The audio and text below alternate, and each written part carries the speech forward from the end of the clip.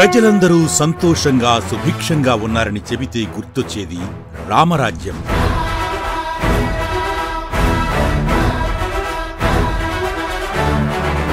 శ్రీరాముడు తండ్రికి చెడ్డ పేరు రాకుండా ఉంటూ మాటకు కట్టుబడి గొప్ప కొడుకుగా కీర్తింపబడ్డాడు.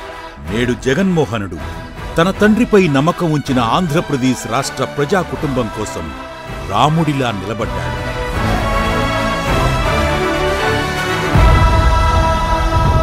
దైవిక శక్తులతో దుష్ట సంహారం చేసిన చారిత్రక పురుషుడు శ్రీరాముడైతే, ప్రజలను నమ్మించి మోసం చేసిన నాటి దుష్టపాలనను పాదయాత్రతో అంతం చేసిన ప్రజానాయకుడు జగన్మోహనుడు.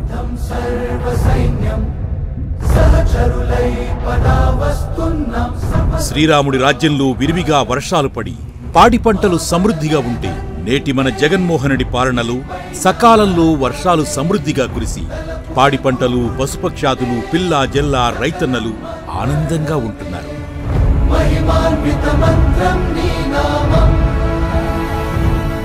రాజకీయాల్లో 40 ఏళ్ల అనుభవం, 14 ఏళ్ల ముఖ్యమంత్రిగా పనిచేశానని ఊదరగొట్టుకునే చంద్రబాబుకి నోటికేదొస్తే అది మాట్లాడటం, చిన్నవాళ్లను చులకనగా మాట్లాడటం చంద్రబాబు సొంతం.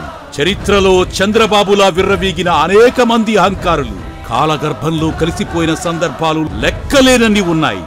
ఎన్ని కుట్రలు కుతంత్రాలు చేసినా చెక్కు చెదరని సహనశీలత, పేద కుటుంబాలను ఆర్థికంగా పైకి తీసుకురావాలన్న రాజన్న ఆశయాలను సాధించేలా నాటి రాముడి పాలనను తలపించి నేడు జగన్మోహనుడి పరిపాలన.